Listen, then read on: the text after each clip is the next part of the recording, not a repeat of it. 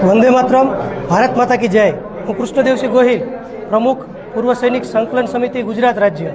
આપ સર્વ જાણો છો હિંમતનગરની નિંદનીય ઘટના વિશે, મારે એના વિશે તમને વધારે નથી કહેવું, પરંતુ આજે હિંમતનગરની અંદર જે જોવા મળ્યું એ માત્ર ટ્રેલર છે।